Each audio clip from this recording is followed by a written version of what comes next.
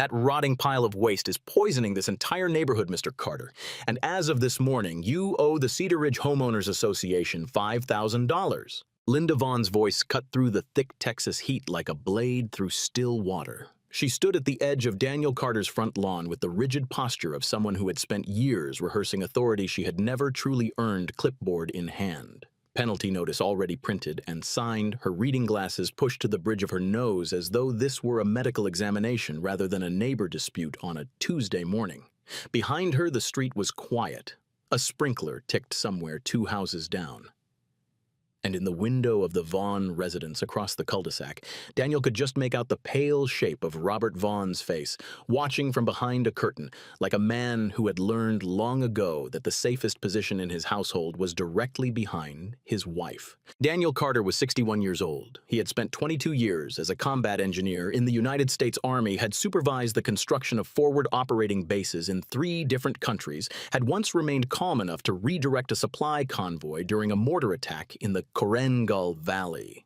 He was not by any reasonable measure a man easily rattled by a neighbor with a clipboard.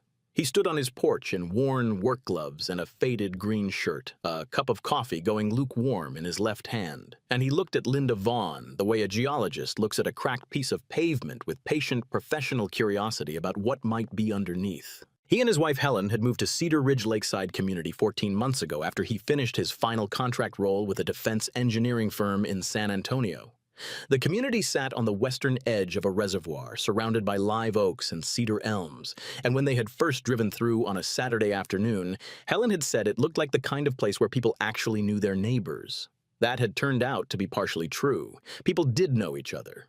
They just didn't always like what they knew. The house had a good backyard, wide, slightly sloped, with a strip of land along the back fence that received enough sun to grow almost anything. Daniel had spent the first spring building raised beds, tomatoes, peppers, sweet basil, 2 varieties of squash. He had also started a compost system, a carefully managed 3-bin setup made from cedar planks tucked against the back fence far from any property line, well-maintained, turned weakly layered, correctly between green and brown material.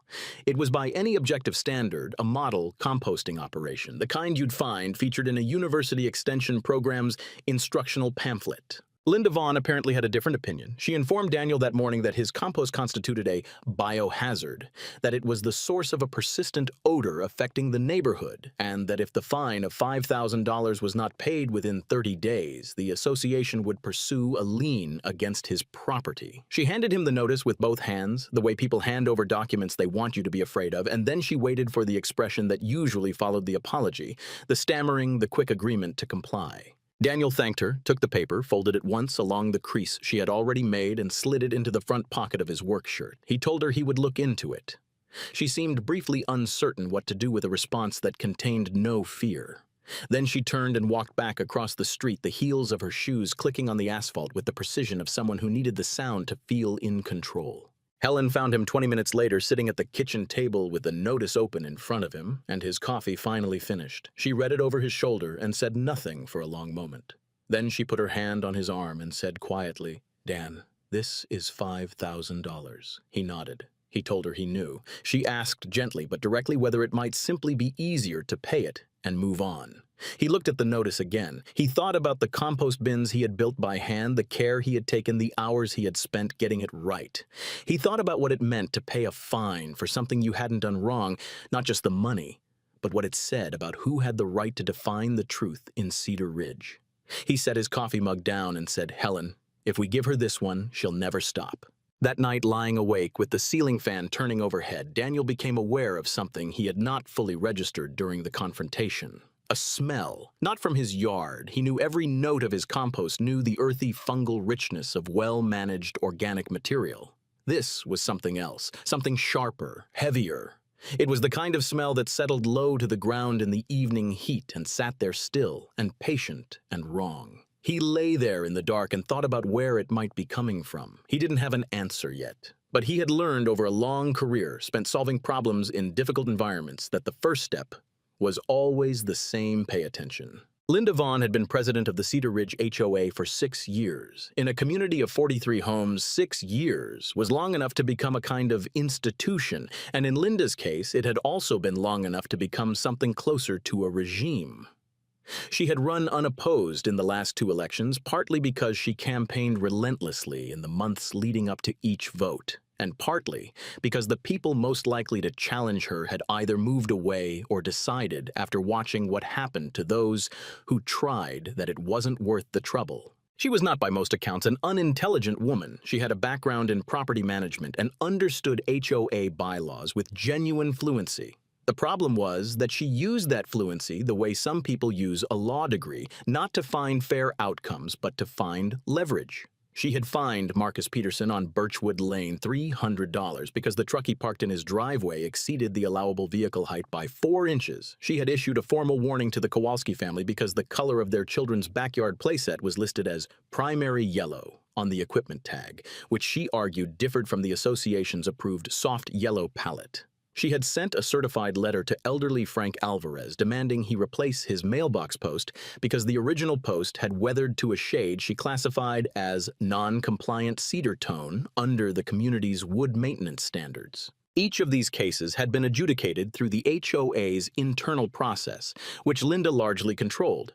She had appointed the Violations Committee herself, had written the procedural guidelines that governed hearings, and had Daniel would later discover quietly amended 2 sections of the community's CC and R document in the year before he arrived in ways that expanded her discretionary authority considerably. He began keeping records the week after receiving the fine notice, not out of panic but out of habit. The same methodical instinct that had served him through years of military project management.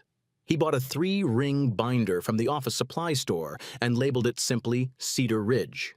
Into it went his compost maintenance log, which he had kept since the beginning date's materials, added temperatures, measured turn schedule, every intervention and adjustment made across the growing season. It also went photographs of each bin time-stamped and organized chronologically, showing the layering, the moisture levels, the clean condition of the surrounding area, the distance from the property line measured with a tape and recorded in a small notebook. He pulled out the full CC and R document from the community welcome package and read it cover to cover, then read the HOA bylaws attached as an addendum, then read the Texas Property Code sections on HOA enforcement authority. He made notes in the margins with a red pen flagging every section that touched on fine procedures, appeal rights, and the fiduciary obligations of board officers. Helen watched him do all of this from across the kitchen table over the course of several evenings and said nothing until the 3rd night when she brought him a glass of iced tea and set it down on the table and looked at the open binder and the photocopied statutory text and said, "You're treating this like a deployment." He considered that for a moment and said she wasn't wrong. It was during that reading that he first noticed something significant. Linda had issued the $5,000 fine without offering him a formal hearing. The CC and R document required in its violation enforcement section that any fine above $500 be preceded by a written notice and an opportunity for a hearing before the Violations Committee to be scheduled within 14 days of the initial citation. He had received no such notice. He had been handed a penalty and told to pay it. That was not a procedural oversight.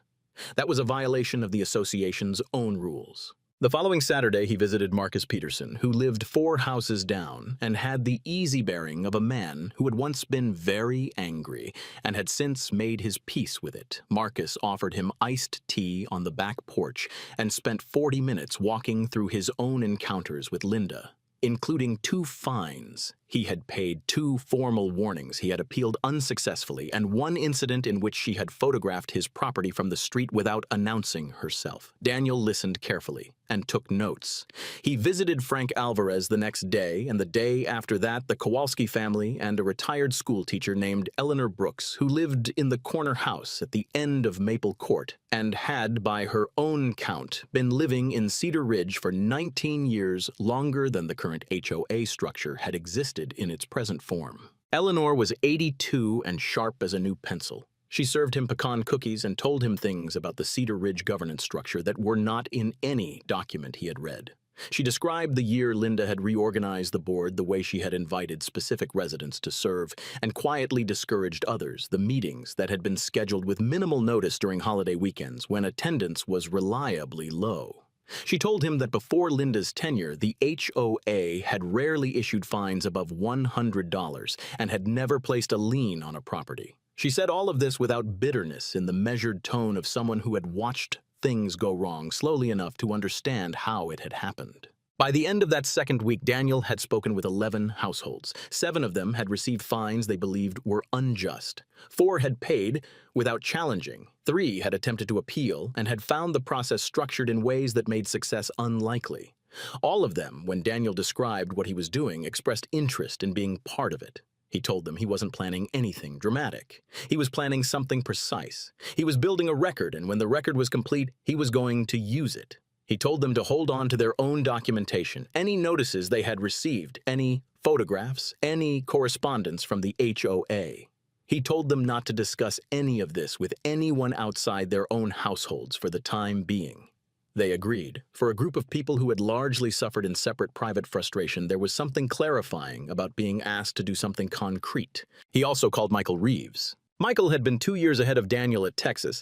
A&M had gone into law instead of the military and had spent the last 25 years doing real estate and property law in Austin. They had stayed loosely in touch the way old friends do, occasional calls, a lunch every few years, an awareness that if either of them ever needed something from the other's professional world, the call would be returned promptly and without the social maneuvering that characterized requests between people who did not actually trust each other. Daniel explained the situation in 15 minutes, laying it out in the ordered, economical way his career had trained him to brief complicated situations to people who needed to understand them quickly. He described the fine, the missing hearing, the pattern of enforcement across the community, the smell log, and its directional data, and the complaint he had filed with the county.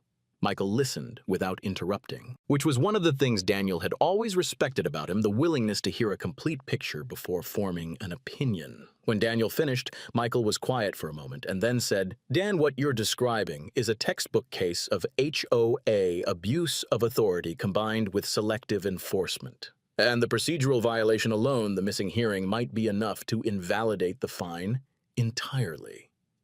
He asked Daniel to send him everything he had. Daniel mailed the binder the following morning with a cover note that listed the 11 households he had spoken with and their willingness to provide statements. The smell was getting worse. That was the thing Daniel kept coming back to even as he worked methodically through the procedural and legal dimensions of the dispute. On evenings when the wind dropped and the air sat still over the cul-de-sac, there was a heaviness to it, something sulfuric and organic, not plant compost organic, but the sharper, more insistent smell of biological waste that had gone where it shouldn't. He had begun keeping a log of it the same way he logged everything: date time, wind direction as measured by the small weather station he had installed on a fence post, temperature, humidity, and a description of the odor intensity on a scale from 1 to 10. He recorded it 16 times over 3 weeks. In 14 of those 16 observations, the wind was coming from the northeast. The Vaughn property sat to the northeast. He had not yet made any accusation. He was not certain enough, but he filed an anonymous complaint with the county's environmental health department describing a persistent sewage-adjacent odor in the Cedar Ridge area and providing the wind data and observation log without identifying any specific property. He did not mention Linda Vaughn. He did not mention the HOA dispute. He simply filed a concern with the relevant authority and let the process begin moving on its own timeline. The heat wave arrived in the second week of August, the way Texas heat always arrives, not gradually, but all at once, as if someone had simply decided that moderation was no longer a policy worth maintaining. The temperature sat at 104 degrees for 4 consecutive days, and the air above the cul-de-sac became thick and almost visible in the late afternoon. Trucks moved slowly on the outer road with their windows up. Dogs retreated to the shade of back porches before 8 in the morning. The live oaks along the street dropped leaves early, their systems registering the stress that the season was inflicting on everything living in Cedar Ridge. The smell intensified dramatically. It was no longer something you noticed only on still evenings. It was present through most of the day, layering itself into the background of everything: the scent of the neighborhood, the thing you breathed when you stepped outside. The reason people paused on their front walks with a confused expression before going back inside. Several residents had already begun mentioning it to each other in passing, in the way that neighbors discuss discomfort that has not yet been assigned a source cautiously, without accusation, with the shared vocabulary of people who are all experiencing something unpleasant and are not yet sure who, if anyone, is responsible. Linda's response to the rising discomfort was to escalate her campaign against Daniel. She sent a community-wide email blast with the subject line, "Ongoing Health Concerns Resident Responsibility," which did not name him directly but described a neighbor whose non-compliant organic waste management practices were creating a documented biohazard in the community. She followed this with a second email 3 days later that included a photograph of Daniel's back garden taken based on the angle from the top of a ladder positioned somewhere along the rear fence line. The caption beneath the photograph read, "This is what your family is breathing." The effect was immediate and unpleasant. 3 neighbors who had previously been friendly stopped acknowledging him on walks. A woman he had never spoken to left a note on his mailbox that said simply, "Please think of others." Marcus Peterson texted him and said, "She's working them, Dan. Don't respond to the emails." Daniel didn't respond to the emails. He had already calculated that responding publicly would shift the conversation to the interpersonal, which was exactly where Linda wanted it. He remained quiet and kept filing his observations into the log. The smell was now registering consistently between 7 and 9 on his informal intensity scale. Twice, it had been bad enough to drive Helen inside before she finished her evening tea on the back porch. Linda announced the public HOA meeting on a Thursday. It was scheduled for the following Monday evening to be held in the cul-de-sac rather than the community clubhouse, which was Linda's way of staging maximum visibility. She sent the announcement with a subject line that could only be described as Theatrical Community Safety Forum, Your Voice Matters. Daniel received it and read it twice, then set his phone face down on the counter and looked out the kitchen window toward the backyard. He didn't feel alarmed.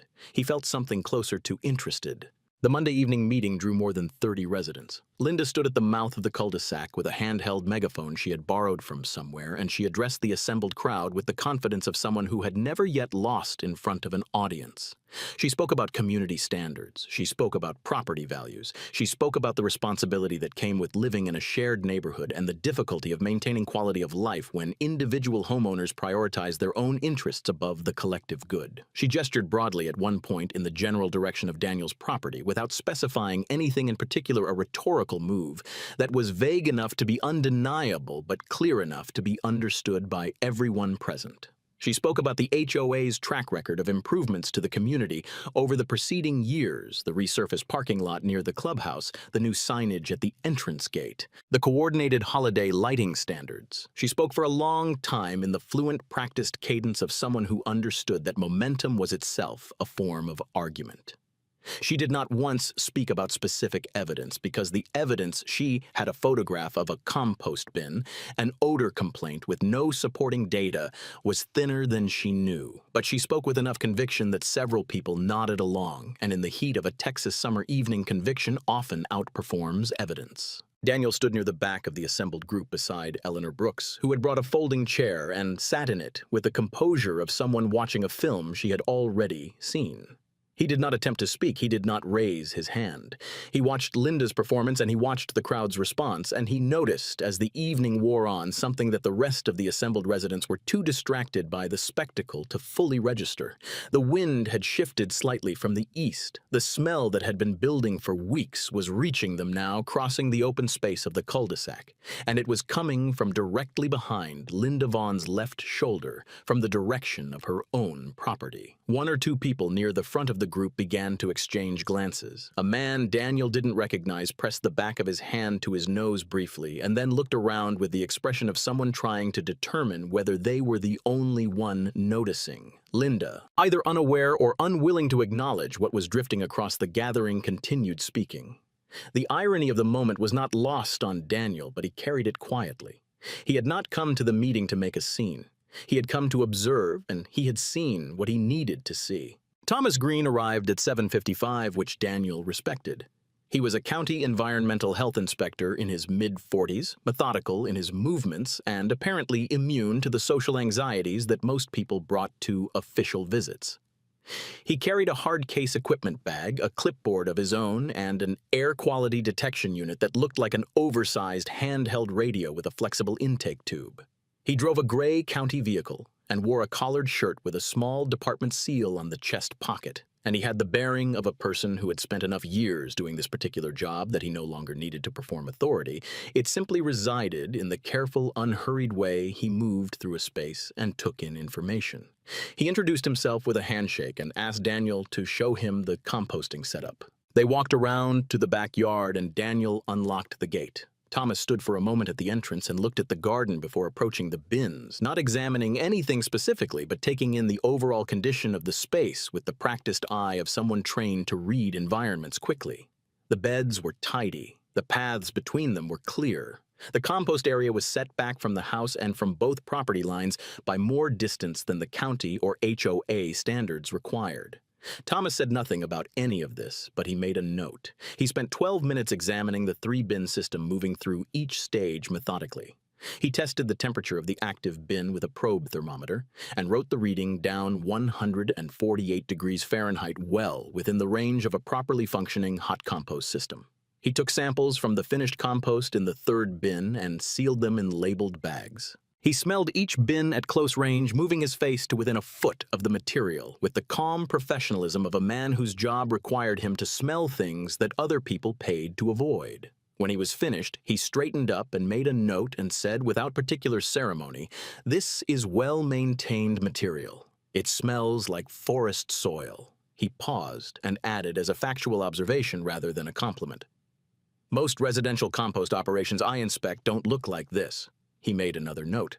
He said that based on his examination, the compost presented no biohazard and no meaningful odor violation under any standard he was aware of, county, state, or HOA. Daniel nodded and then said quietly that he had something else he wanted to show the inspector. He brought out the smell log, 37 entries over 6 weeks with dates, times, wind direction measurements, temperature, humidity, and odor intensity ratings. Thomas looked through it carefully, flipping pages with the patient attention of someone who knew what good documentation looked like and appreciated finding it. He asked 2 clarifying questions. Then he said, "The pattern here is consistent with a fixed point source to your northeast. You've got prevailing southwest winds for this region, and you're recording elevated intensity whenever you have northeast to southwest airflow." He picked up his air quality detector. He said, "Let's take a walk." They walked out the front gate and down the sidewalk, Thomas holding the detector ahead of him at waist height. The device made no sound on Daniel's property. It made no sound on the shared strip of lawn between properties. When they reached the far end of the cul-de-sac and turned toward the Vaughn residence, the device began to register. A low chirp, then a steadier tone, then a rising sequence of alerts as they moved across the front of the property line. Thomas stopped walking. He looked at the device's readout and then at the yard ahead of them, and Daniel saw what Thomas was already seeing. The grass in one section of the Vaughn front yard was the wrong color. It was a saturated, almost luminous green, the particular shade that grass achieves when it is receiving an extraordinary quantity of nutrient-dense liquid from directly below. The soil in that section was slightly darker than the surrounding area, and if you looked at it carefully, you could see that the ground level was marginally lower, a subtle depression that could easily be dismissed as normal settling, unless you knew what you were looking at. Thomas Green clearly knew what he was looking at. He stepped forward, crouched, and pressed the intake tube of the detector into the soil at the edge of the discolored zone. The device produced a sustained alarm tone that lasted several seconds before he pulled it back. He stood up and wrote something on his clipboard. He said in a tone that was neither dramatic nor apologetic, simply professional, "Failed septic system. Probable lateral line breach, possibly multiple points. The effluent is surfacing through the soil layer." He took photographs of the ground, the grass discoloration, the detector readings. He called into his office and requested a follow-up inspection team. Linda Vaughn came out of her front door 3 minutes later. She had apparently been watching from inside, and what she had watched her neighbor and a county official standing on her front lawn with testing equipment had propelled her out with an urgency she was unable to conceal. She was wearing a linen blazer over a Saturday morning shirt, and she had the expression of a person who had spent many years controlling outcomes and was confronting for the first time in a long time a situation she had not arranged. She asked in a voice that still tried to carry authority what was happening on her property. Thomas Green told her calmly and precisely what he had found and what the next steps in the inspection process would be. He handed her a card and told her she would receive official notification within 48 hours. He did not apologize. He did not qualify. He documented everything and thanked Daniel for the records he had provided and drove away in a gray county vehicle. Linda stood on her own lawn in the August heat and looked at Daniel with an expression he had not seen on her face before. It was not quite shame and not quite fear. It was the expression of someone who had built a very specific version of reality and was watching large sections of it come apart in real time. Daniel looked back at her without satisfaction and without cruelty. He told her he hoped the repairs went smoothly. Then he went inside to call Michael Reeves. The county health department's official report arrived 12 days later, and it was thorough in the way that official documents sometimes are when the facts are unambiguous. The septic system at the Vaughn residence had experienced a lateral line failure, affecting approximately 40 linear feet of drainage infrastructure.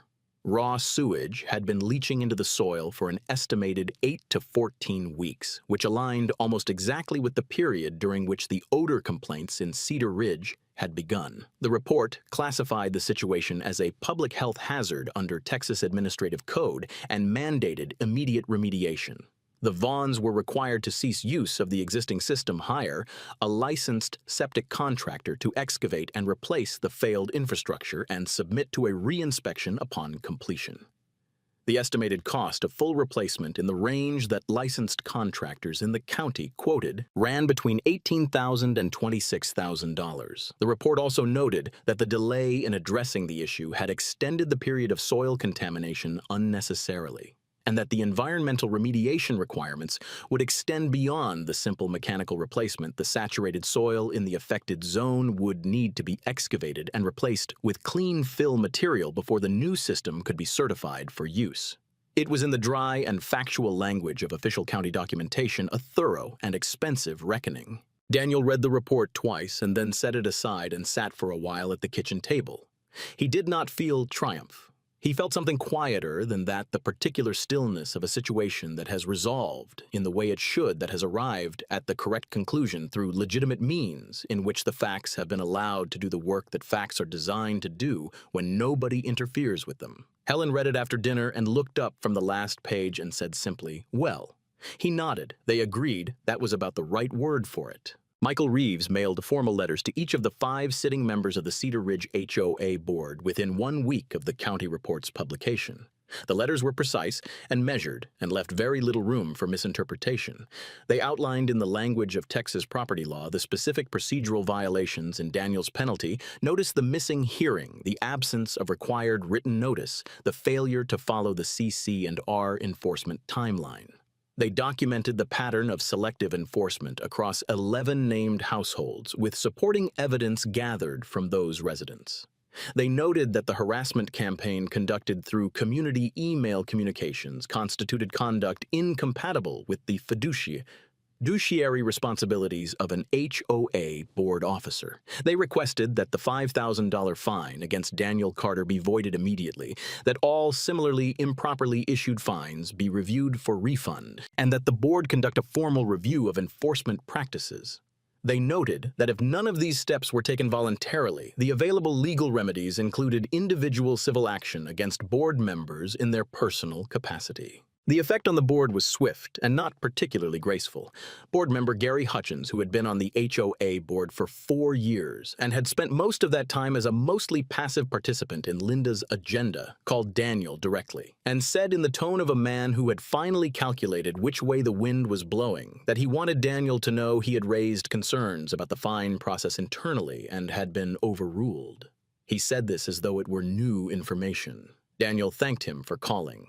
3 other board members sent similar communications within the same week, each carefully positioning themselves as voices of moderation who had been unable to prevent the overreach they were now disavowing. Linda herself called the board's legal contact and was informed, apparently with some directness, that the association's liability exposure was significant and that the wisest course was immediate remediation. The petition for a special community meeting arrived in residents' mailboxes the following Friday. It had been organized by Marcus Peterson and had collected signatures from 31 of the 43 households in Cedar Ridge, a number that represented both a majority and a statement. The requested purpose was clearly stated: a vote to remove Linda Vaughn from the position of HOA president.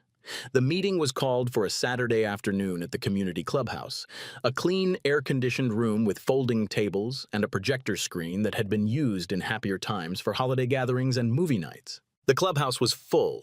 Daniel had not organized this meeting and had not campaigned for it. He had simply provided his documentation to Marcus, who had provided it to Michael, who had reviewed what was legally shareable and released it to the community.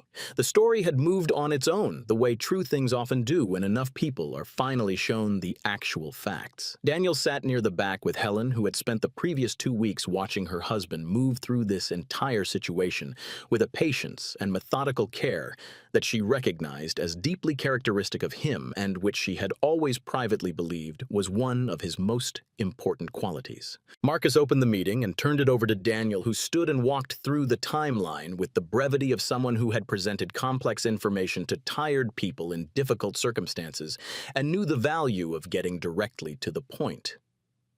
He showed the county inspector's report on the projector screen. He showed his smell log. He showed the documentation of procedural violations in the fine process. He showed Michael's summary of the selective enforcement pattern across multiple households. He spoke for 11 minutes and took 3 questions and then sat down. What followed was something Daniel had not predicted and had not asked for. One by one, in no particular order, residents stood up and spoke. Frank Alvarez talked about the mailbox replacement he had been forced to pay for describing, with quiet dignity, the afternoon he had spent sanding and staining a post that had never in his 19 years of homeownership caused any neighbor any problem. The Kowalski family's teenager described the week his parents had spent stressed and arguing over the playset fine, the phone calls, the worry about whether they would have to remove the structure, the hollow feeling of having done nothing wrong and being told otherwise by someone in a position of authority. A couple named the Hendersons described receiving a violation notice the week they returned from their daughter's wedding, finding it tucked under the windshield wiper of the car in their own driveway. A man who had lived in Cedar Ridge for only 8 months described being warned in his second week as a resident about a decorative flag his wife had hung by the front door, a small handmade thing with painted sunflowers that Linda had classified as an unapproved exterior modification. His wife had cried, he said, and had never hung another flag. A woman named Patricia Webb, who had lived in Cedar Ridge for 8 years, described an incident in which Linda had photographed her backyard through a gap in the fence without permission and used the photograph as evidence in a violation notice. Eleanor Brooks, still sitting in her folding chair at the side of the room, said simply that she had been waiting for this meeting for 4 years and was grateful it had finally come. The room was very quiet when she said it. Linda sat at the front right side of the room in the board member section. She had arrived early and dressed carefully, and for the first hour she maintained the posture of someone who still believed the situation might be salvageable. As the testimonies continued, that posture changed. Not dramatically, Linda Vaughn was not a person who collapsed publicly in obvious ways. But the clipboard she had brought lay flat on the table in front of her, untouched, and her eyes moved between the speaker and the floor in a pattern that reflected something she was working through internally and had not yet resolved. She spoke once near the end when board member Gary Hutchins had already made the motion. She said that the community was being manipulated by a small group with a personal grievance and that the things being said about her tenure did not reflect the real record of what she had achieved for Cedar Ridge. Her voice was steady, but something underneath it was not. No one in the room seemed persuaded. Gary's motion was seconded immediately by 2 other board members. The vote was 30-2 with 1 abstention and 10 residents who had not attended. Linda Vaughn was removed as president of the Cedar Ridge HOA by an overwhelming majority in the room where she had held court for 6 years on a Saturday afternoon in late August. She did not make a speech. She gathered her clipboard and her bag and walked to the door, and the room was quiet as she left, not the uncomfortable silence of a crowd avoiding a scene, but something closer to the stillness that follows a long, loud event when it finally ends. The door closed behind her, and someone across the room exhaled audibly, and then several people began talking at once. September brought a cooler spell to Cedar Ridge, the first real break in the heat since July, and with it the particular clarity that comes when the air changes. Birds that had been quiet through the worst weeks of summer returned to the live oaks. People began sitting on their front porches again in the evenings, and the cul-de-sac had for the first time in months the easy ambient quality of a neighborhood in the process of returning to itself. The new acting HOA president, a retired pharmacist named Warren Mills, who had lived in the community for 11 years and had spent most of Linda's tenure quietly documenting his own frustrations in a notebook he had never expected to use, convened a board meeting within 2 weeks and began the work of reviewing fines. He was not a dramatic man. He was organized, fair-minded, and possessed of the particular administrative competence that comes from decades of managing a pharmacy where the cost of imprecision was measured in human health. He approached the HOA's accumulated record of enforcement decisions the same way he had once approached a medication reconciliation list systematically, without prejudice toward any specific outcome, looking for errors and correcting them when he found them. The $5,000 penalty against Daniel was voided and formally expunged from the association's records. 8 other fines from the previous 3 years were reviewed and found to have procedural deficiencies. 5 were refunded in part or in full. The HOA's enforcement guidelines were rewritten from scratch with clear documentation requirements, mandatory hearings for any fine above $200, and a structured appeal process with an independent reviewer who was not a sitting board member. The machinery that arrived at the Vaughn property on a Tuesday morning in late September was not subtle. 2 excavators, a pump truck, and a crew of 4 began the work of removing and replacing the failed septic system. They dug a trench down the center of the front yard that was 4 feet deep and extended along the north property line, removing the discolored turf and the saturated soil beneath it in careful sections. The work took 3 days. For those 3 days, the cul-de-sac smelled considerably worse than it ever had during the preceding months, the concentrated odor of disturbed, long-leaching waste rising clearly through the September air, and there was a quality to that 3-day period that several Cedar Ridge residents would later describe independently and with similar phrasing as a kind of justice made olfactory. Daniel spent those 3 days in his garden because that was where he spent most of his good mornings. The raised beds were transitioning to fall crops, kale collards, a row of garlic that he had put in early. The compost bins were cycling through a fresh batch of summer debris, spent tomato plants, dried grass, the last of the basil that had bolted in the late August heat. The finished compost from the 3rd bin had gone into all 4 raised beds as a top dressing, dark and crumbly, and smelling, as Thomas Green had noted, like forest soil after rain. Helen brought coffees out at 9 and sat on the back steps while he worked. She watched him move between the beds with the unhurried focus that gardening gave him, the same focus she had watched him apply to everything in this situation from the first morning Linda had appeared on their lawn to the last vote in the clubhouse.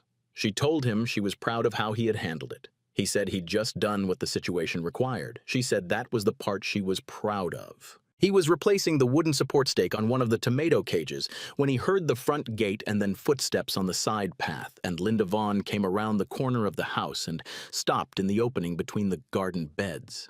She was not carrying a clipboard. She was wearing plain-clothes jeans and a gray shirt, and the architectural composure that had defined her public presence for 6 years had been replaced by something much quieter and considerably harder to read. She looked at Daniel for a moment, and then she looked at the garden, and then she looked at the compost bins along the back fence. She did not ask to come in. She stood at the edge of the space and seemed to be determining whether she had made the right decision in coming at all. She said finally that she had come to say she was sorry. Not in the formal, managed language of a prepared statement, but in the plain, specific words of someone who had thought about what she wanted to say and had settled on the simplest version of it. She said she had been wrong about the compost. She said she had been wrong about other things too, and she didn't expect him to list them for her because she already knew what they were. She said that the county report had been difficult to receive, and that the weeks that followed had been more difficult still, and she had spent a great deal of time thinking about what had led her to the place where she had been before all of this happened. She did not ask for forgiveness. She did not ask for anything. Daniel set down the stake he was holding and looked at her. He had thought in the abstract about what he might say if this moment arrived. He had not expected it to arrive, but he had thought about it anyway.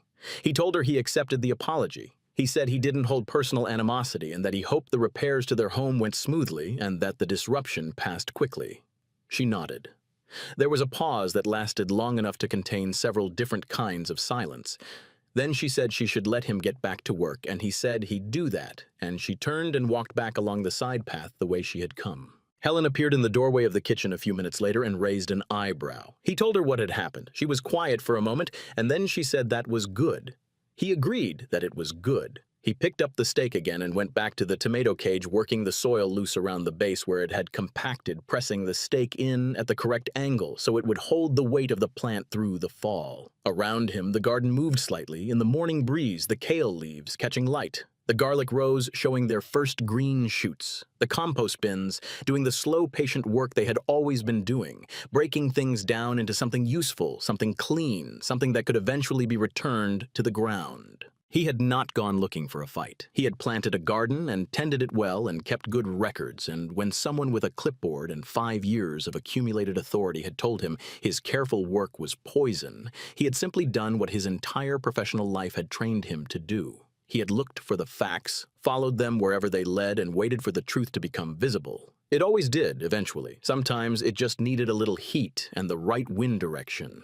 There was a lesson in it, he thought, not a grand one, not the kind that required announcement or a concluding speech to a room full of people who already knew it. The smaller, quieter kind that sits in the back of your mind and occasionally reminds you of itself at the right moment. That people who spend their energy controlling others usually do so because something in their own situation is already beginning to fail. That the confidence of a person who has never been seriously challenged is a brittle thing.